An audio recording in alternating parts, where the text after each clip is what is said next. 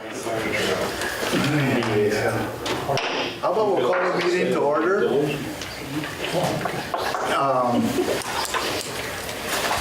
We need approval for our additions or corrections to the minutes of the following meeting, the special commission meeting held on February 13th. But I think there might be a correction.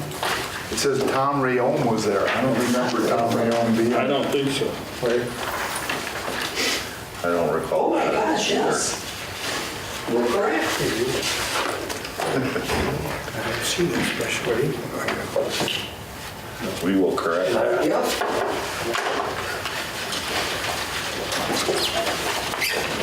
Motion to approve as corrected. Okay. Second. All in agreement? Aye. Any nays? Next one is regular commission meeting held on February 13th. I'll go to that one too. I don't think so. Scott did. Scott was here. They handed the baton. So moved. Second. All in agreement? Aye. Thank you. Action items, 2019 water supply. We went out for the water supply bids again for 2019 for our construction season. We sent out bid proposals to 4 different vendors. Out of the vendors, 2 responded for the bid opening. 2 did not. I contacted them and asked them why they didn't even jump into bidding at all. And the response I got back is they never got it in the past and they didn't want to waste the time trying for it again, so they chose not to bid at all. So with that, we had Ferguson Waterworks out of Appleton. They came in with $226,505.55, and that was with a complete bid with all the parts that we wanted. Aetna Enterprise, they are based out of Michigan. They could not do a complete proposal. They had to leave out the hydrants and valves. They're not authorized to sell them yet in Wisconsin, so their bid was not complete, and it was also substantially higher than what Ferguson gave us for a bid. So with all things included in it, I recommend that we go with Ferguson Waterworks for $226,505.55. Do you think the major difference is just geography? That they're closer in terms of? I think it's something to do with proprietary rights or whatever. Okay. Like, I don't think, like Waters, for example, is not allowing them to sell, to get things confused or compete against other vendors in the state, I think, at this point, so. And there are no other vendors in Wisconsin other than these 2, Core and Main and First Supply? And them are all the main ones. I haven't found any other ones that are, so far to send anything out to, so. We haven't changed the way we bid this year. Typically, we would just get the prices back. But this year we did the closed bid at an opening, hoping we would get more bidders. But I just think people have a tough time competing with Ferguson. They're so big that their pricing just blows everybody else's away unless it's like onesie-twosie stuff. So they've gotten a bid the last, I don't know how many years, a lot in a row. I was talking to Cora Main. I went back and explained to them that actually back in 2011, we did get the project bid at that time. And was it a year after that, I think it was, they were within $300 of it, so they were competitive. And for some reason now, the new salesman was talking with him, and he was all gung-ho, going to get things going. He actually had emailed me, asked some questions to verify some parts and so forth. And then his boss on the higher end told him, discontinue. So hopefully going forward next year, the guy that told him to stop is supposed to be moving on to a different position. So that should hopefully open up the door to get that communication going again, where they will jump back in the ring and try and be competitive. Can I ask you, how many items do you really buy? Is there like hundreds, thousands? Is this bid gonna take forever? That For valves, this valves alone, for example, I think we're looking at over 100 valves, different valves? different sizes from 10 inch to 14 to 6 to 12. Hydrants, it varies. This year, I think we're looking at maybe, was it 20 hydrants? You know, so, So quoting it is pretty complex. yeah, it takes a little bit of time, you know, Okay. stuff. And like I say, Ferguson always throws in a unit discount, so you get a pretty good discount as well by taking the whole package through them, so. And you're looking at over like 6,000 feet of pipe alone. I move to approve the Ferguson Waterworks bid. I'll second that. Any other discussion, comments? If not, all in agreement, please say aye. Thank you. Continue to close bid that, hoping to get more participation next year. See how it goes. Okay. That Yeah, was we- worth trying. Yeah. We definitely should continue working on that.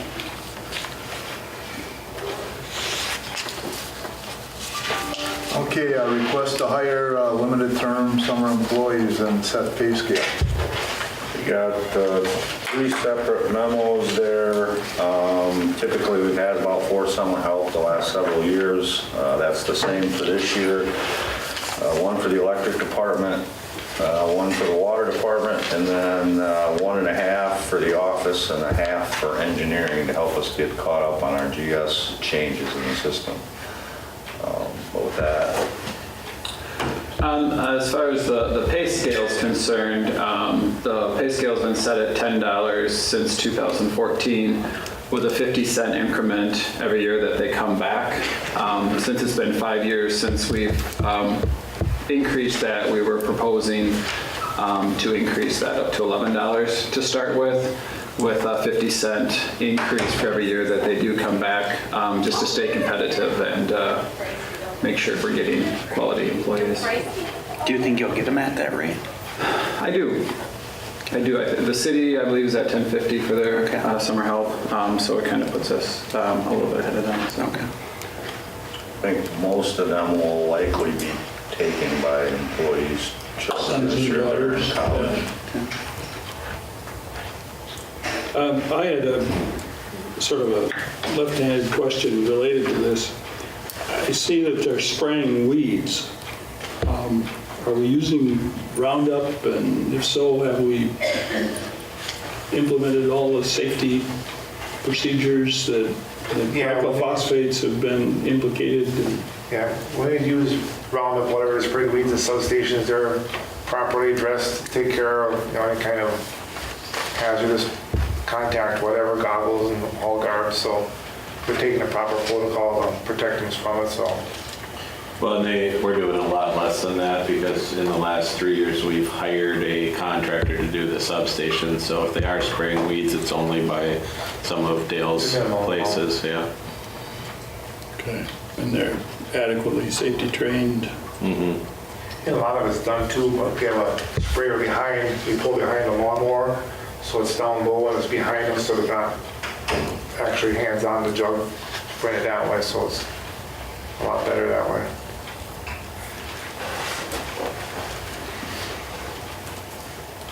So do you buy Roundup in bulk, or is it just something that you put right on the I think lawnmower? we get it like in a 5-gallon jug and we mix it accordingly.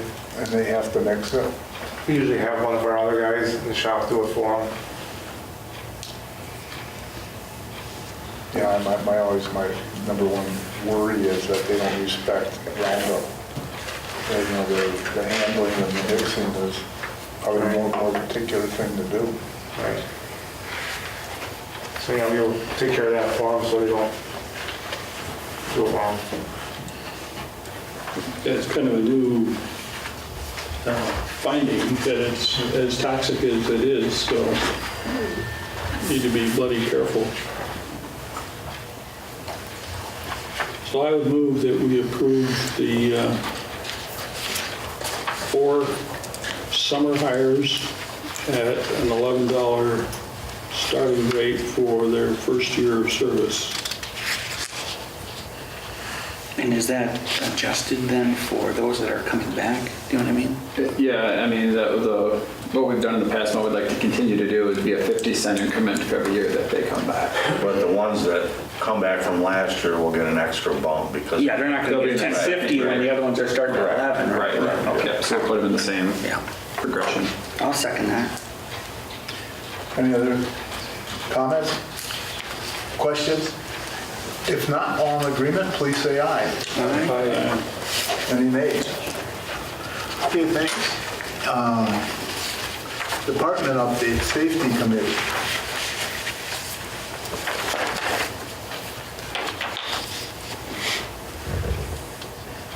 I see you talked about the noise exposure. Is there any of our equipment that is operating that has to have earmuffs or ear protection? Sean does a survey of everything that we have, and virtually everything that's got a motor on it, they're wearing earmuffs or earplugs, whatever. Okay. It's all part of the hearing conservation program that we have. We do training every year. We have hearing tests. Guys are all good with it. Okay, good. I see this dielectric testing. Do we do something with our vehicles from an insulation standpoint that's different than every other vehicle? No, it's just annual testing that has to be done If you're using it, for high voltage. Yep, they test the buckets, the booms, everything, all the bolts, just annual stuff. Did you see, there was on the news, I don't remember what it was, but there was a semi that hit a bucket truck. I don't know what the particulars on that were, but boy, that scared the bejesus out of me. I mean, so a guy was up on a truck fixing a signal light or something like that, and the semi came through and just Yeah, if their crashed. boom doesn't get up high enough, they're in traffic. The right way would have been to not have the boom over traffic. Was the big no-no right there. Right It should have there. been, Okay. that lane should have been blocked off. That's putting whoever was operating that boom truck, that semi, A, should have saw it, but B, that bucket shouldn't have been there to begin with. Over live So, traffic, yeah, yeah. that's a big no-no. Big no-no. Because of that exact reason. That's like the second or third video that I have like that I use for, this is why we do what we do. Okay. So, yeah, scary video though.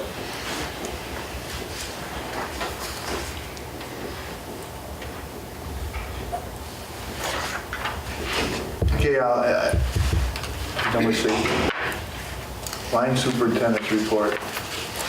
You already asked a question about the line superintendent's report. Anybody else have any questions? yeah, reject poles. What's the deal there? We've been using Karch pole testing to do our testing, and then they drill them and test them for how much rot they have, and we replace the ones that are rejects. Okay, so these were not new poles? Nope. Okay, Nope. when I saw that, I thought we were talking about we got new poles that are being rejected. Nope. Okay. Generally about 60 years old, the ones we've been finding them.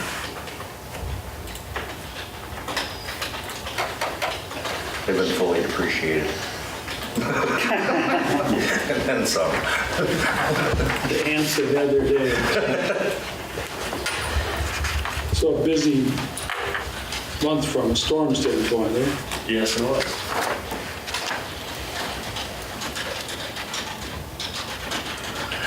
But in that regard, it's always gratifying to see, and I think it was in your report about the number of Facebook posts or whatever, but it's gratifying to see all of the comments coming in about thanks so much for restoring power so quickly and everything. Yeah.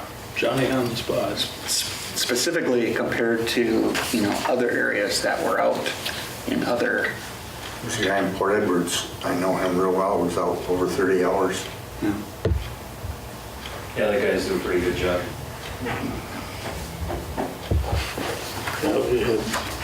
Josh needed a nap afterwards. I believe that. Well, and another cool thing was we were out of the country at the time, but came back and I pulled up this smart hub and could see, oh, okay, the power was out here to here, you know?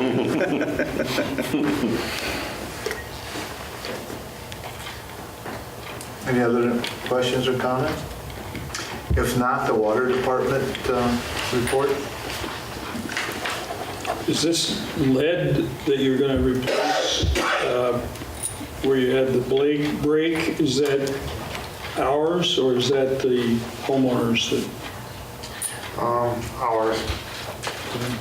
And then when we've got these fire hydrants that you're talking about replacing at a future time, does that leave us with a liability?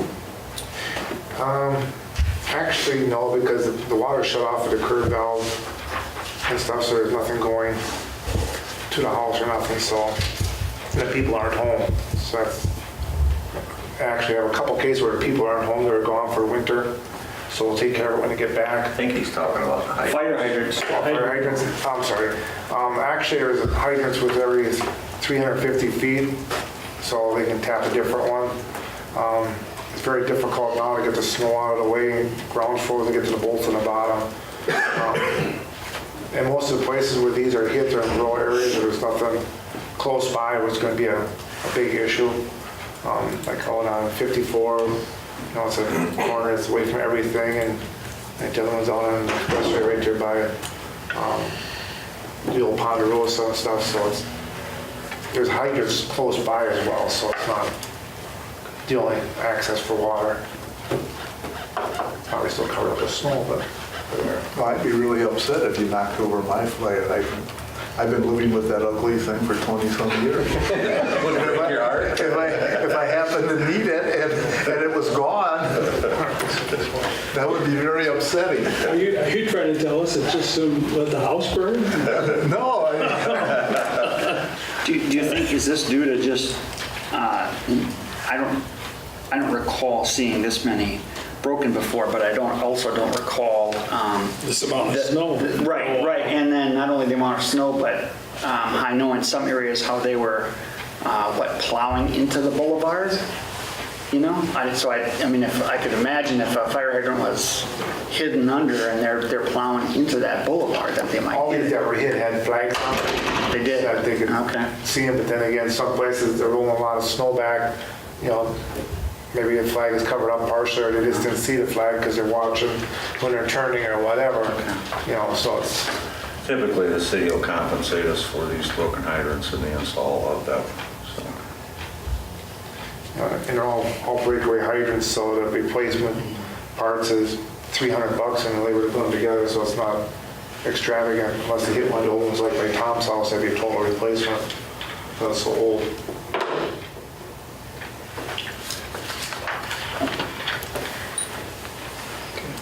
Are we done, do you think we're done with the freezing lines for the season? And then how did it compare, I know you never know, but how did this season compare to last year, do you know?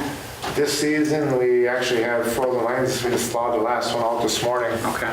And it's late this year. Typically, you see it in January and February. This year, we've seen it the last 2 weeks. And we just thawed the last one this morning, so right now everybody's up and running. Okay. But it's not as many, As last year? but it's late. Okay. So hopefully now with the rain and warmer temperatures, it'll pull some of the frost out and we shouldn't have to deal with it anymore. do you, to the homeowner, do you go from the pipe to the house to the lateral? Will you thaw out a lateral for a homeowner? Yeah.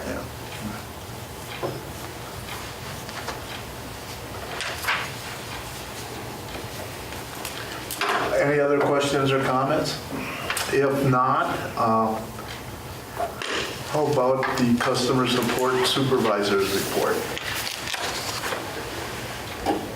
The bankruptcy, is that a new bankruptcy? Yes. Okay. It's public information, so. Is it? Pass it on if you want. Oh, Yeah. it's shop call. Oh, okay, all right, I didn't, okay. That makes sense.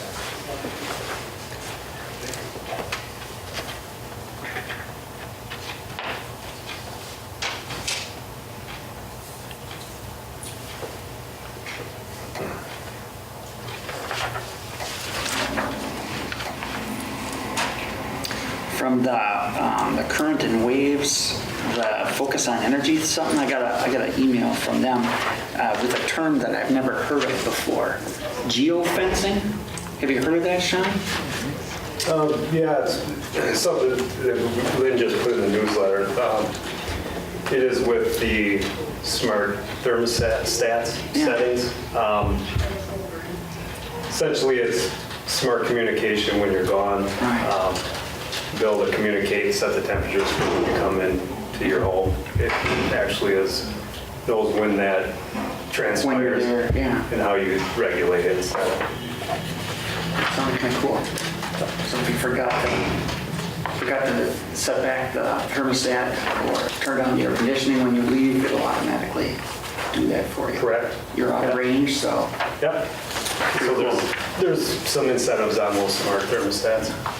And Lynn's been doing a great job of late putting that on Facebook, and any of the marketing for Focus on Energy, we're marketing a lot better than in the past. It's been great. Are they all suppliers do that, or is that a special thermostat that is? There's several suppliers. John, that would qualify for that incentive. There are several. NISC, I believe, is one. Is it not, Jeff, that you? NISC. Do you not NISC. You have one of those, correct? Mm-hmm. I have a list With of them. Wi-Fi. I can get that for you. Good. NISC is one of them that's probably the most popular.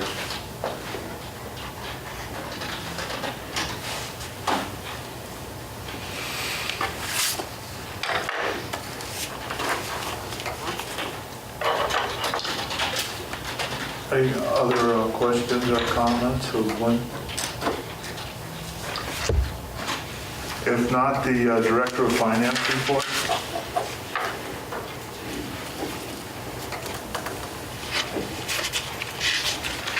I guess I'm a little baffled that our revenue was down so much In January? in January. It was down a lot, and I think it was more the second half of January was colder, because we're seeing that in February kind of increase that a Yeah, it little looks bit. like the receivables are a little bit higher than normal. Right, so, but it should equal out over the year, but yeah, it was definitely lower than last year at this time, so.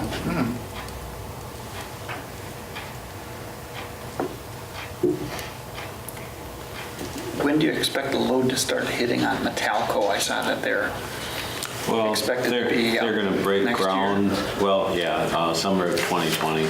Okay. They plan on breaking ground in April, provided the weather is there, and they'll have some temporary power, but that really won't amount to anything. So you're talking July 2020. And what's their peak or what's their average that they? We're thinking they'll be at about 3 megawatts. Okay. Yeah. And what? They'd be in the industrial category. Mm-hmm. What bump is that? You know, is that a 10% bump, 5% bump? From the industrial? Oh, you mean like a total megawatt bump? Yeah. So, we typically, on the off peaks are running around somewhere around 35 megawatts. Okay. So now you got 3 more. Yeah, 10%, okay. Yeah. So on this water rate case, where do we stand as far as the discussion of revenue requirement? So we had several internal discussions about this. The Public Service Commission actually gave us some additional expenditures in our rate case. One example was like the well cleaning. We do it once every 10 years, and when you look at the total cost of all of them, it's about $340,000 to clean all the wells once in 10 years. So they gave us essentially like $34,000 each year into our rate case to say you can make that money to earn that, where typically we've just realized we're going to have a lower rate of return that year. But we agreed to it last Friday after the discussions. So now they figure it's going to take about 4 weeks to come up with their rate design. So we should have that. We're hoping by the end of March or early April. We kind of start looking at that. will get it the same time that that Verso gets it. So then at that point, that's when the discussion will happen if they want to continue their objection or leave it alone. So yeah, in short, they did include our filter plant project that they slapped their hands on as far as not getting authorization, and then they actually gave us more than what we asked for, so. Just like you slap your hand. Yeah.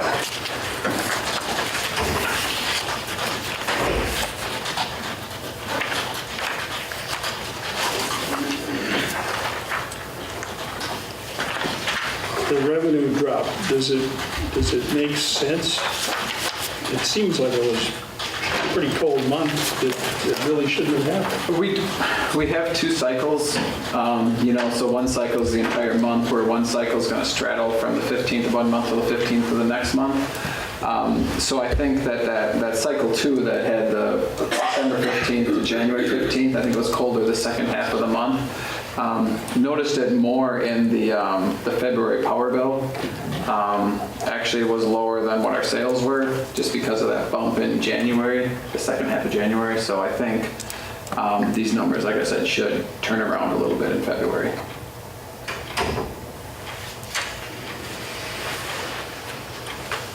Are there any concerns with the decreased cash flow, a drop in that?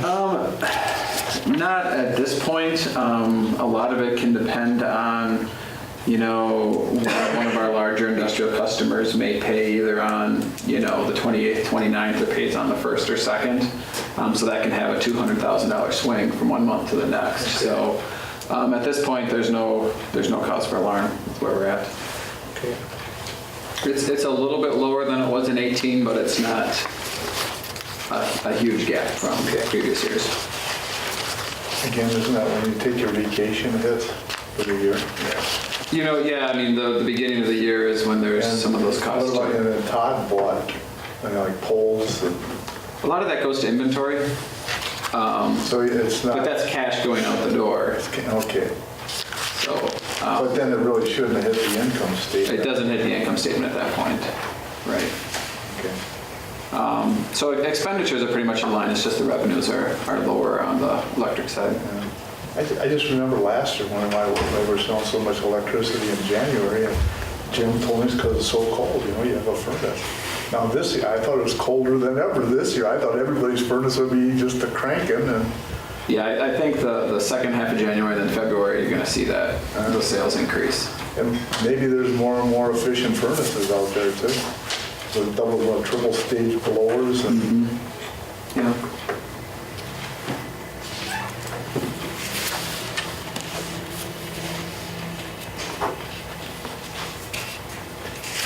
Any other questions? If not, the Information Systems Administrator's report. How's the city coming on their hire? I haven't heard any movement, other than they're no longer going for a director's slot so much as they're looking for a position closer to mine, where it's kind of more feet on the ground and getting stuff done than the big ideas kind of guy. Okay. So you're not a big ideas guy? I go for the medium-sized. and Medium small. size, okay.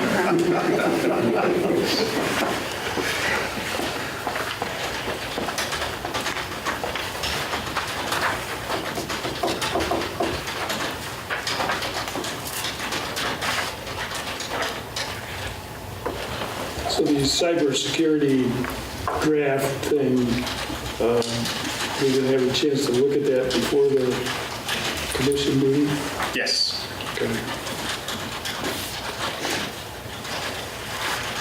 Yeah, I should have the final drafts completed next week, and then I'll post them up and let you guys know that they're available for you to read on your iPads there.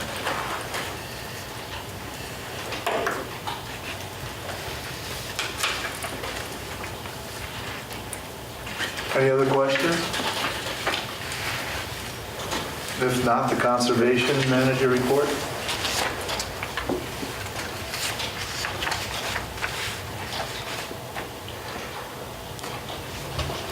I didn't understand, so the YMCA issue, I imagine the construction power usage during the day, so I couldn't figure out how they would save on time of day. There's a few meters that are designated to that mall location. They are having some construction on the weekends, which is during off-peak time periods. Okay. And that was the discussion I had originally with him. He is, I guess the manager there is checking with the project manager, who's the construction project manager, essentially to see kind of what to forecast as far as that construction in the next 6 months to see if that will benefit them. It's looking like it probably will.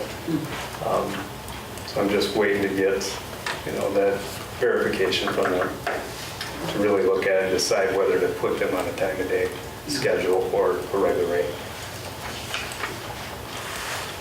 Did they contact you, Sean, or did you take the initiative for this inquiry with the YMCA? We contacted them, and that was due to an office audit where that kilowatt hour usage increased over 50 kW, which at that point we send out a rate increase or option letter. In this case, they don't have an option. They are going to move up the rate class, but they have the option of whether it be time of day or not.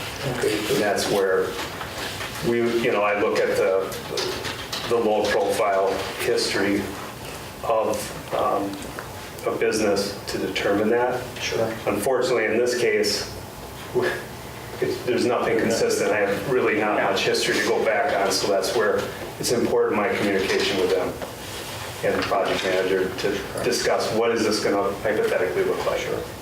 Okay, thank you. Can you elaborate on this safety issue at RCH? Yes. I'm not sure I understand. Actually, this was a typo in my report. We did contact him in December of this year, but our first initial contact was by letter in February of 2018. So they were given a month's heads up on this. Their equipment, their substations, their voltage is a voltage of 2400, which we don't have anyone left, I believe, in the system, Todd. So just a little history on that. 10 years ago, we had 4 distribution voltages. We had 13,200, 12,400, 4160, 2400. Well, when the arc flash came into play, that's probably been about 10 years ago, what they found is the lower voltages, 2400, 4160, are your more dangerous arc flash levels. The lower the voltage, the higher the current, the larger the explosion. One of the reasons we standardize now on just one distribution voltage, 13,200, is so the guys can safely work in the substation or on the lines at that voltage. We had a handful of customers at the other voltages at that time that went ahead and upgraded their equipment so they're on the standard. This is the last one in the system that's still at this voltage, and that's why we sent them the letter saying, it's time to do this. It's not safe anymore for anybody to work in the substation if the equipment is energized, and that's, we haven't had any real response back where they want to do it. And so to keep our people safe, we've moved our metering outside of the substation at our 13,200 volt level so we can maintain it energized and it's safe. And the customer's been informed that it's his responsibility to take care of it because they own it. Yeah. Okay. Thank you.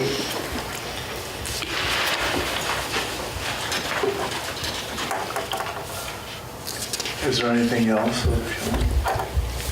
If not, Thank you for participating in reality checks simulation again this year. Looks like there's a good turnout.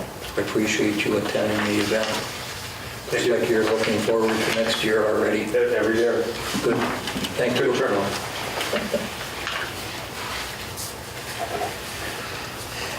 Director of Engineering, Electric Operations.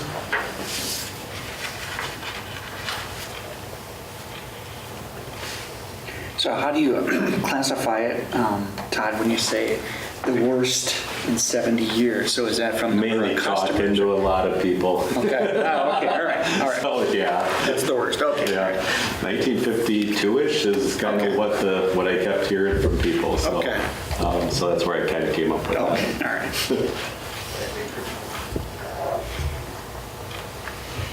So there was no interruption of any business, huh? Very few. Most of our three-phase stayed up, and so I know like the Walmart area, they saw an outage here or there, but for the most part, it was mainly residential that took the hit. I appreciate the crew's efforts to get online. Yeah. You can see why we have the problems with after the last 2 days, all the limbs laying that have been covered by the blizzard. Yeah, my backyard looks like a precursor for pulpwood. Big white pine trees and Yeah, those were the worst, the pine. decimated, yeah. Any other questions of Todd? That's the insulator, right? Yeah, so show and tell, I haven't brought anything for show and tell for a while. So the second part of my report is the emergency repair at the Baker substation. The first photograph, if you're wondering what am I looking at, this little piece right here is actually supposed to be connected to the top of the bus support. And this is the piece that, actual piece that broke. And if that would have fell just another couple inches, that slack you see in that wire would have hit the station steel, and you would have had quite a fireball, and you would have lost quite a bit of equipment taking that out. So when we saw that, we made a split decision to just go ahead and take the 20-minute outage to our customers in that area and fix it. So that's what took place. And then we're in the process of ordering new insulators that are made out of a polymer material. They won't have the problem that the old porcelain has, where it eventually will crack and water will get into the crack, and then as the water freezes, it actually shears the porcelain. So So what kind of a polymer is it? that is a good question. It's a silicone. Silicone? Yeah. Okay, I can find out more about that if you want to know, John. just curiosity. Yeah. Because a lot of plastics also deteriorate with age and With crack. age. Yeah. Okay.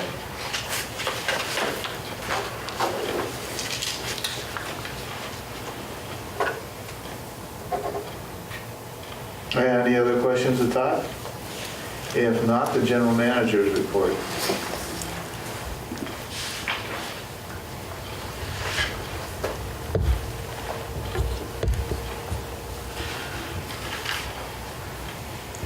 You get any idea when Matelco will actually be operational? As much as we know now, it's spring of 2020. They're hoping the earlier the better, but all that depends upon weather and their construction schedule. I've heard that they're digging down like 70, 80 feet. Correct. It's where they melt the aluminum. Yeah.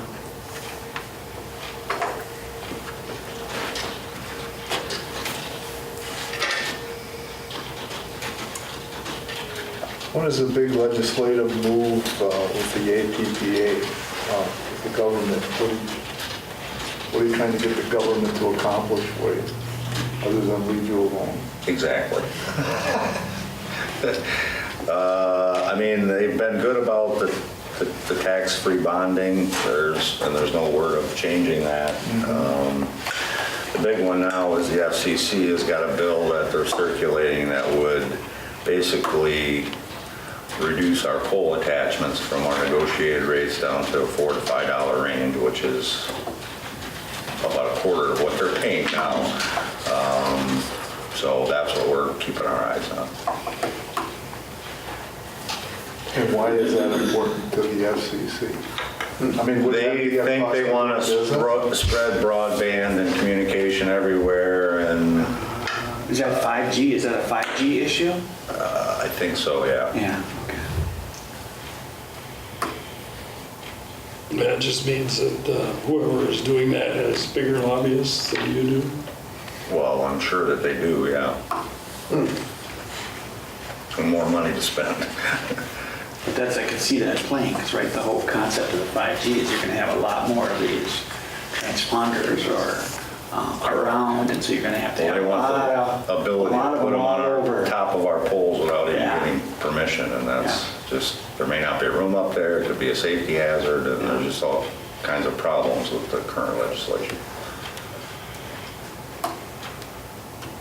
So that was the big one that we hit on the most. I saw something in the journal the other day, it was the first time I heard of it. There's some new proposed power line from Iowa to Chicago, Underground, yeah. DC. Right, you can carry more power in DC. Yeah, and they were gonna lay it on the railway right away. I had not heard of that. Good luck working with the railroad. But that's, I mean, it's right now just in the feasibility stages of looking at it, trying to bring the wind from Yeah. Iowa and such to Chicago. So who's looking at that, or who's spearheading that? Oh, I don't know, I saw it in Wall Street, and I can't recall right now who it is, but it's a couple big players. Siemens, I think, is one of them, actually. And there was a utility involved, but I can't remember the name of it. I don't think it's underground, but No, it's underground. It's no, underground. I'm talking about the one I know of. Minnesota Power actually generates power in Wyoming in the coal country and transmits it DC all the way to the Minnesota iron mines. Excel, yeah. And it's a 600,000 volt line, I think. Really? Oh, I think it's the only one I'm aware of. Right. is that about what this one would be? I have no idea. Okay, I haven't even heard of this. okay. That's in the beginning stages.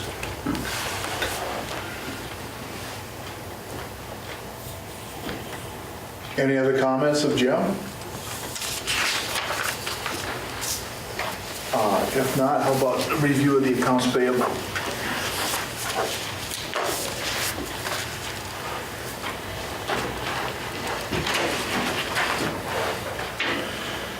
Just a reminder, if any of the commissioners are interested in attending either one of the APPA or the AWWA annual conferences, to let Roxanne know so she can start making arrangements. What are the dates of those, Roxanne? I'll get them for you. They're usually between the first and second weeks of June.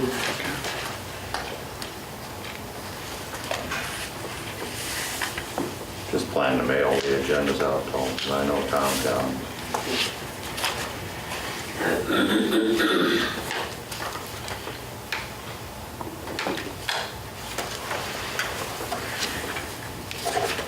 Are there any questions on the accounts payable? So do we have this rewound transformer in-house now? I see that The it, last schedule that I saw, they give me a weekly update, is a July delivery. It was originally going to come the 1st of April, but their plant just got a whole bunch of orders, so they pushed the delivery out to July. From the tornadoes, or? I don't know what sparked it. I asked, because it had been consistent 1st of April for the last 4 months, and then the last Friday, all at once it's July, and I said, what's going on with that? I said, we don't need it, we're not in a hurry for it, but he said unprecedented number of orders has overburdened the plant, and it's caused that delay. So there must be a lot of construction taking place in the country. That payment was just a progress payment for it, though. They always ask for half up front and then half on delivery.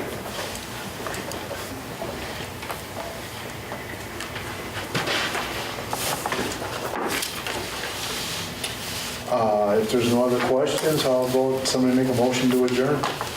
so moved. I'll second it. Okay, all in agreement? Aye.